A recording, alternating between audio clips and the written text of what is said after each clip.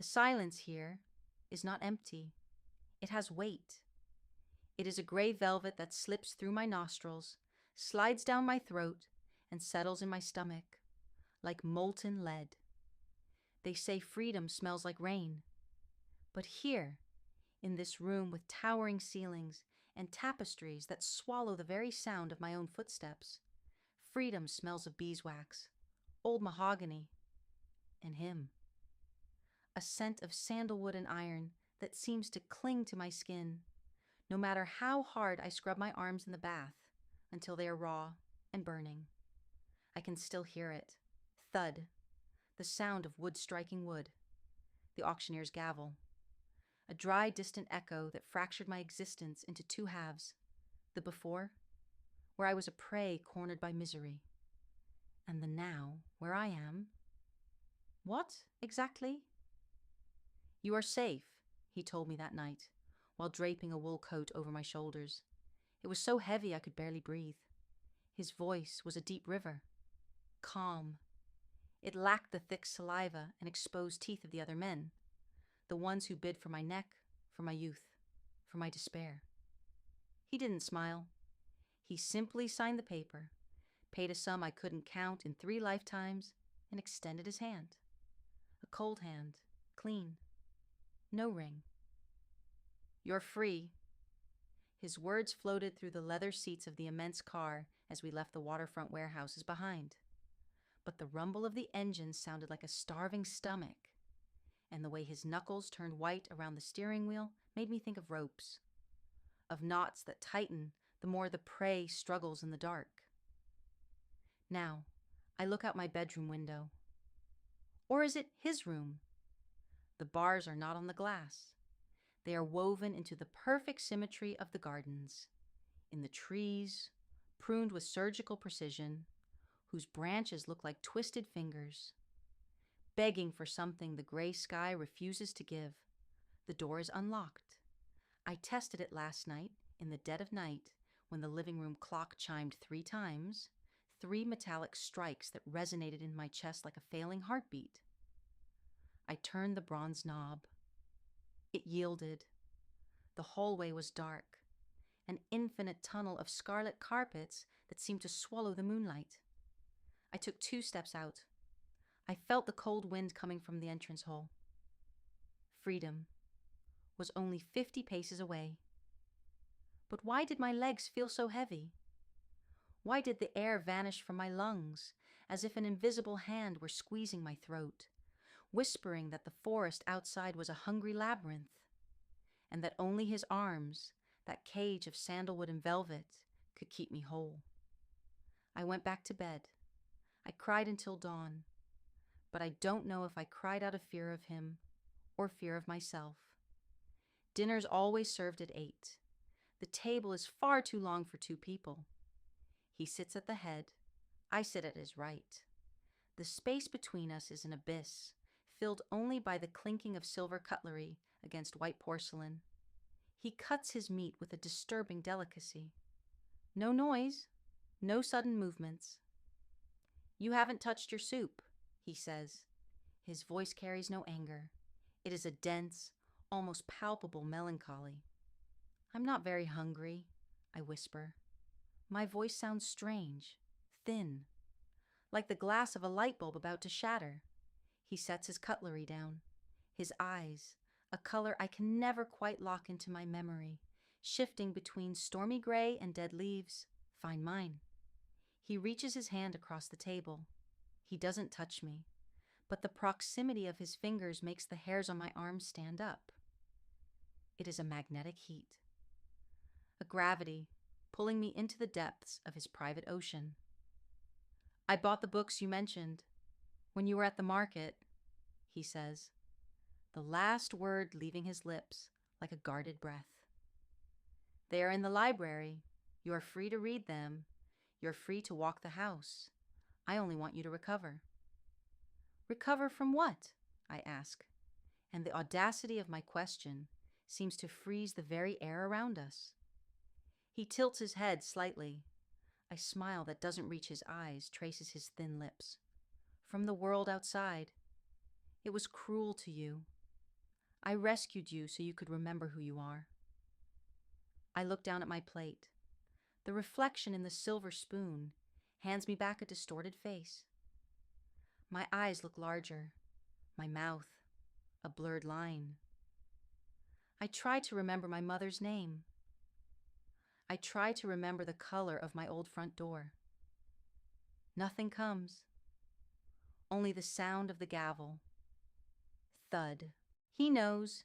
He knows that by ripping me out of that hell, he erased my map. He didn't give me freedom. He emptied me so he could fill me with whatever he chooses.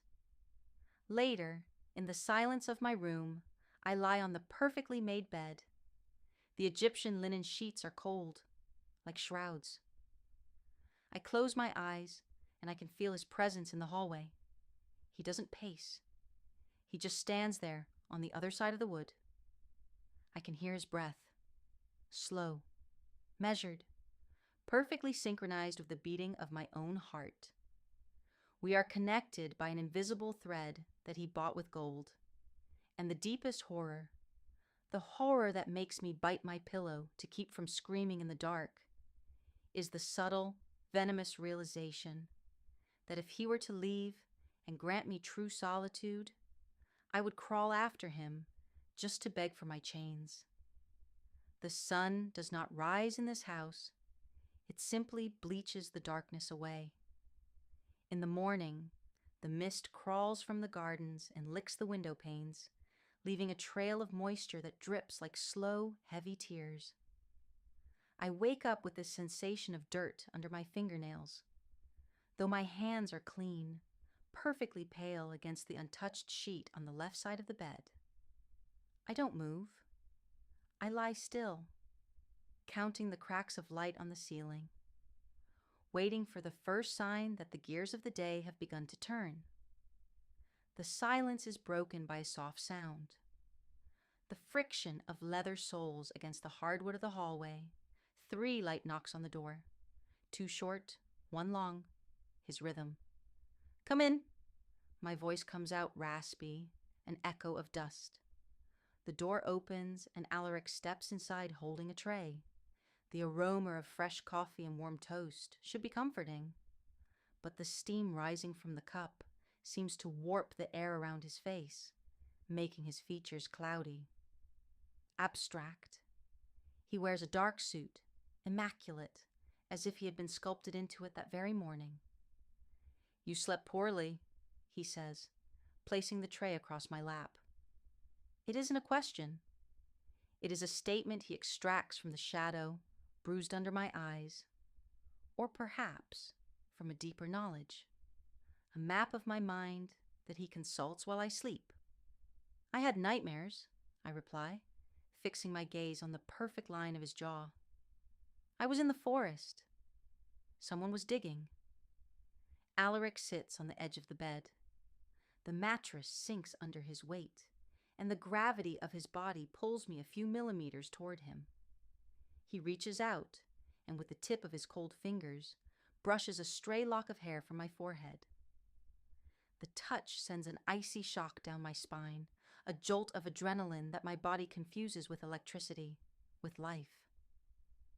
There is no one in the forest, Harper, only the trees, and us. He smiles, a minimal, melancholic movement. Eat. You need to regain your strength. I want to show you something in the library later. He stands up and leaves. Does he lock the door? No. He never locks it. The absence of the key in the latch is his greatest instrument of torture. He leaves me with the illusion of choice, knowing that choice is a luxury he already confiscated, the moment he signed that check at the auction. Later, I descend the marble staircase. My bare feet seek the cold of the stone, just to assure myself that I'm awake. The house feels larger today. The ceilings seem to have stretched upward by a few meters, leaving me smaller. An ant in a labyrinth of opulence and shadow. I enter the library. The smell of old paper and leather is almost suffocating. Alaric is standing by a mahogany table, beneath the dim light filtering through a stained glass window. There is a book open before him. A large book, its cover dark and worn. "Come here," he whispers. I approach slowly, my heart thudding against my ribs like a caged bird.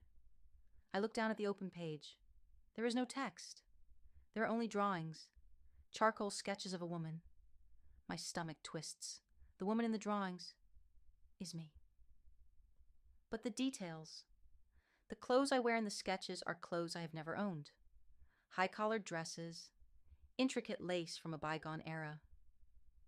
In one of the drawings, I am sitting in this exact library, staring out the window with the precise expression of emptiness I felt on my own face last night.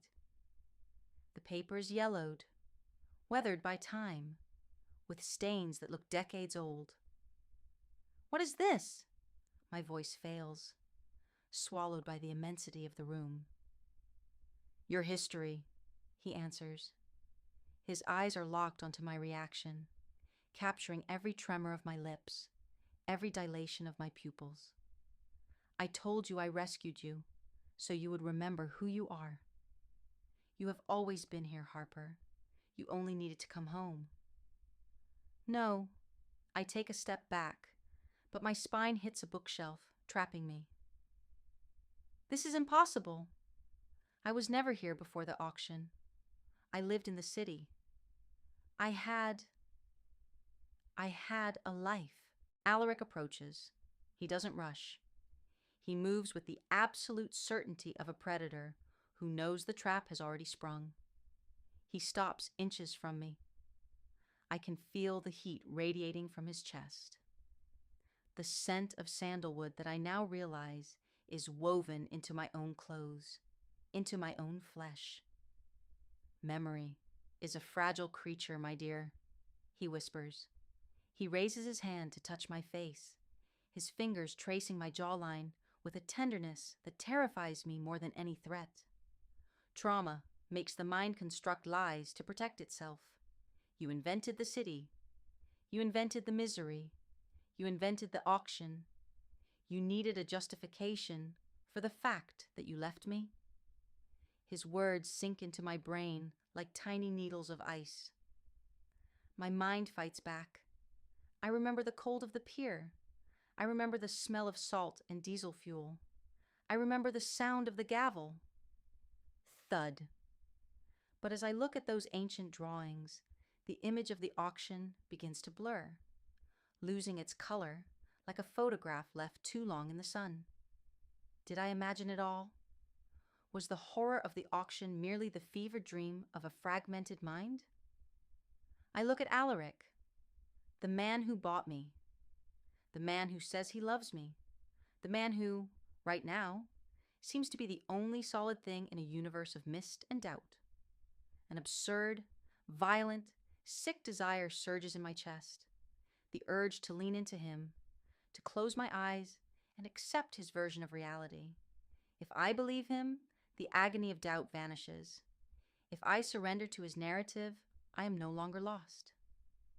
"Tell me who I am," I beg, my voice reduced to a thread, tears finally spilling over and wetting his fingers.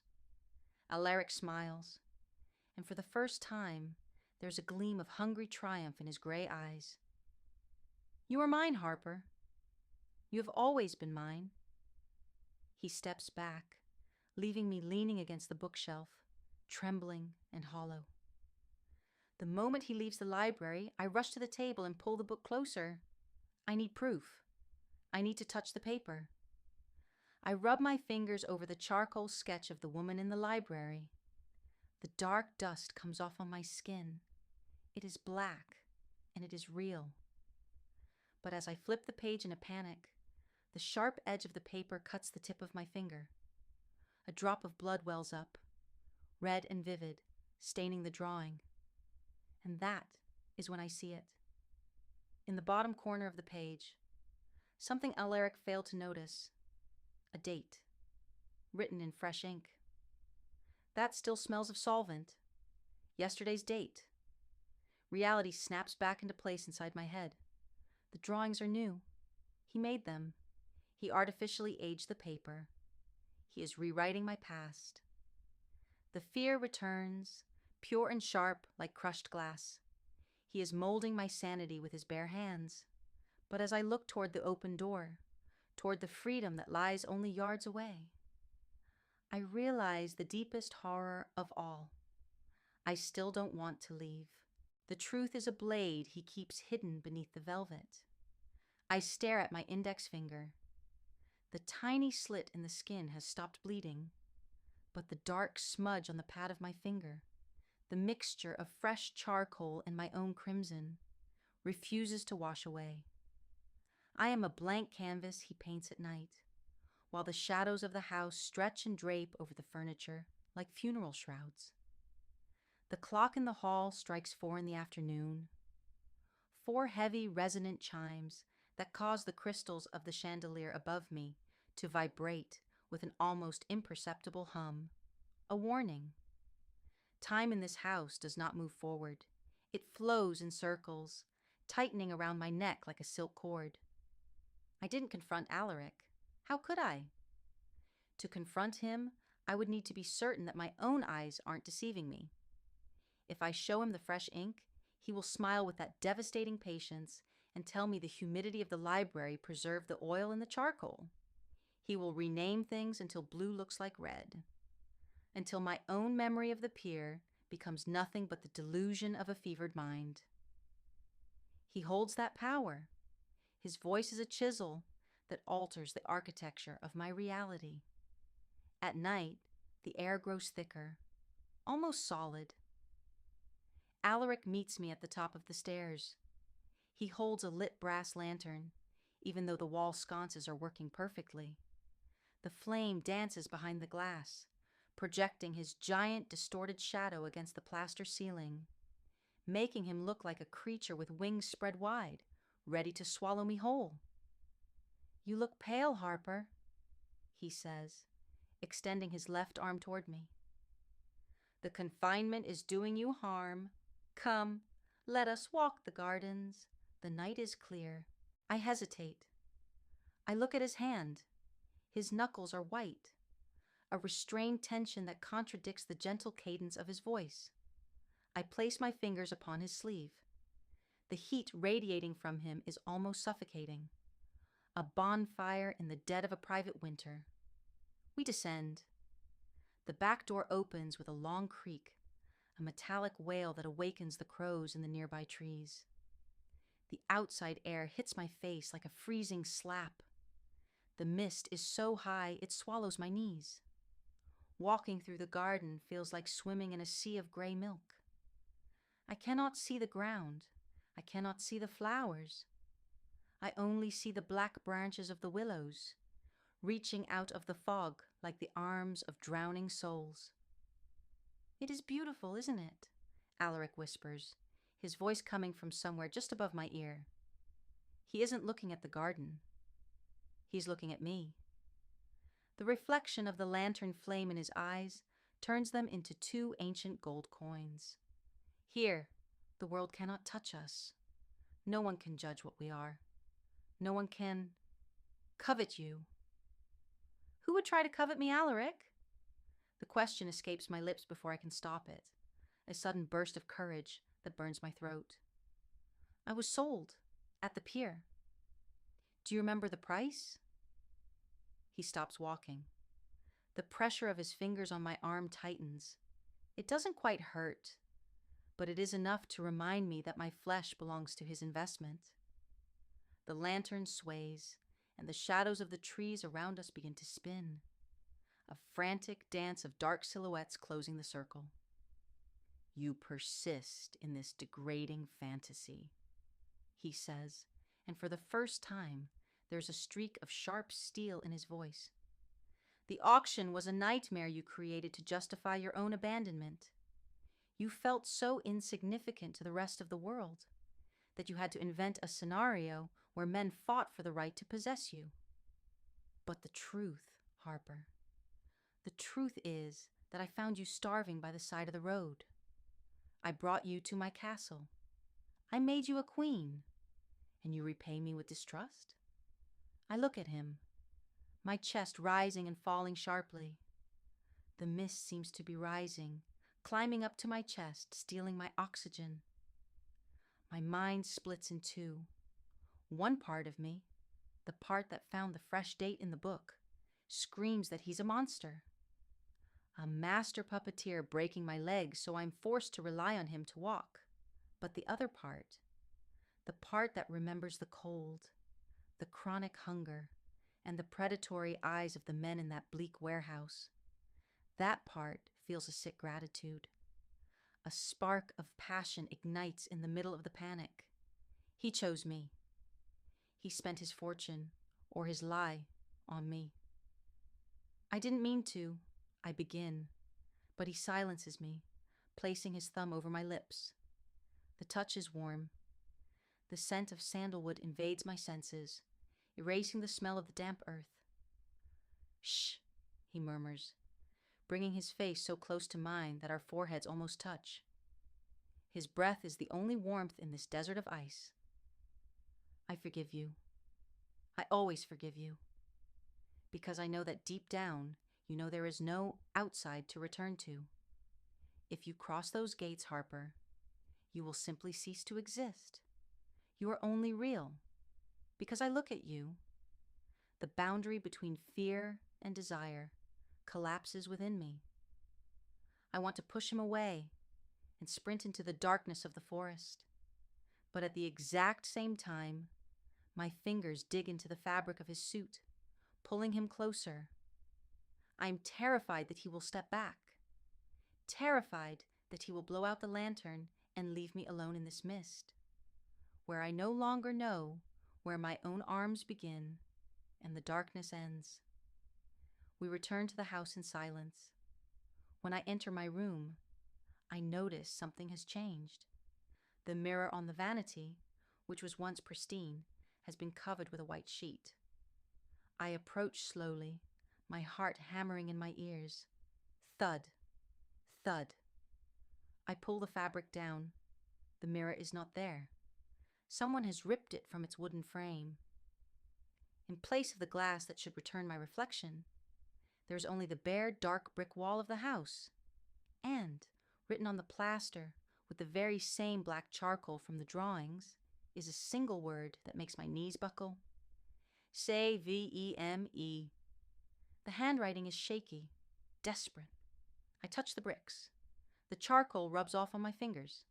It is the same texture. I look at my hands. I look at the door, locked from the outside. Yes, this time I hear the distinct click of the key turning in the lock. For the first time, Alaric has locked me in. Or was it me who wrote that on the wall during a trance I cannot remember? I crawl onto the bed, curling up beneath the heavy blankets. The psychological horror no longer stems from Alaric. The horror comes from the fact that I no longer know if the monster is on the other side of the door, or locked inside my own chest. Tomorrow is the final day, and I feel that, whatever the outcome, the Harper who entered this house will never leave it. The silence has finally won. There is no longer the ticking of the clock in the hall, no longer the wail of the crows in the forest, no longer even the sound of my own breath. The entire house seems to have held its breath, waiting for the final blow of the gavel. The light filtering through the window has no color. It is a pale plaster that lays over the furniture, coating everything in a patina of oblivion.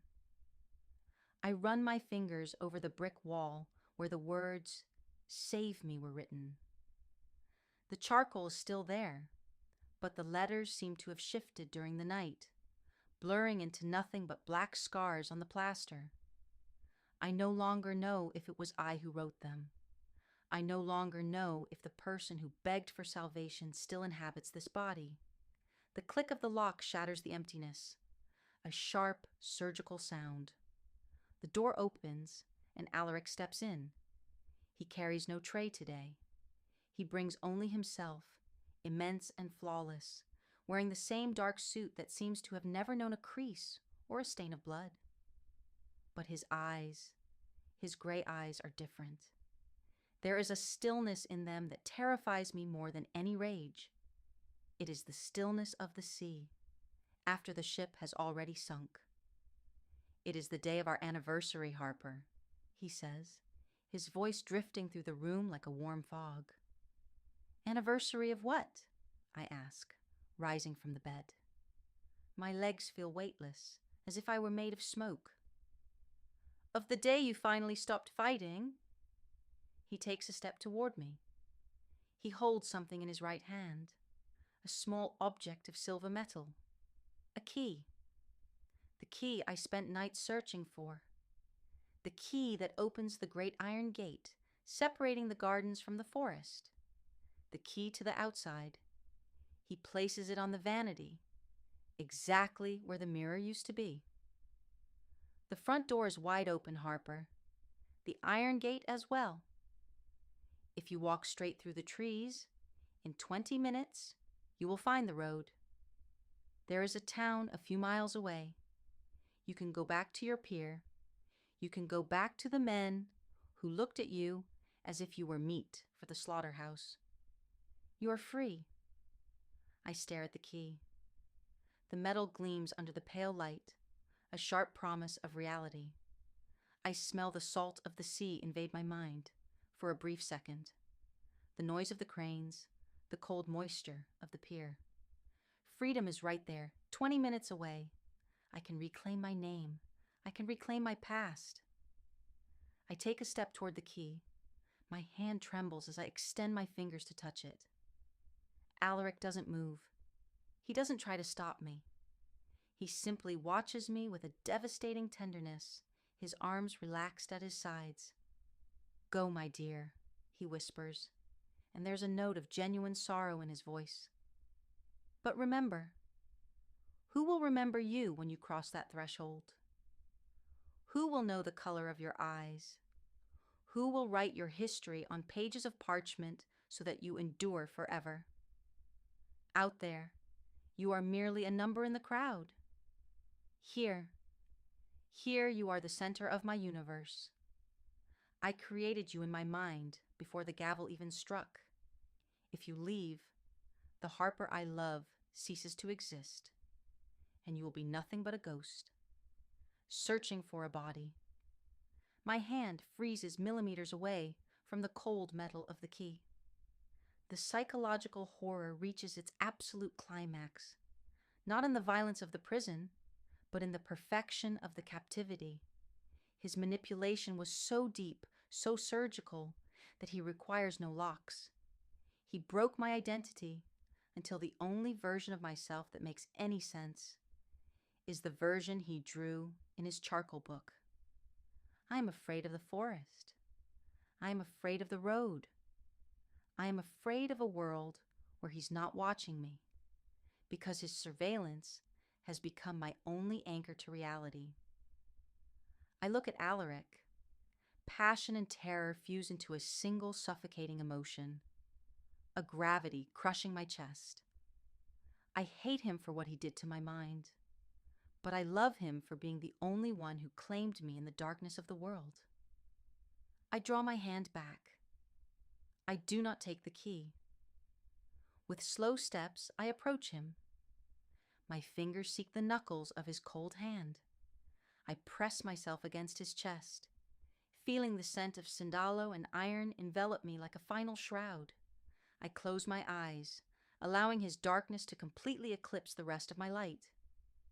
"Tell me who I am today," I whisper against his suit.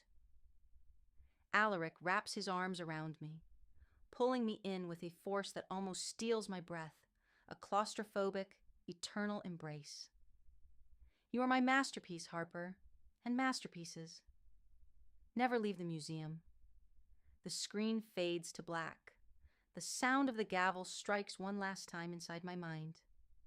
Thud. But this time, the sound doesn't come from the past. It comes from within me, sealing the auction of my own soul. If you enjoyed this glimpse into the shadows, subscribe to Velvet Vices for more forbidden stories. Don't let the fire fade out.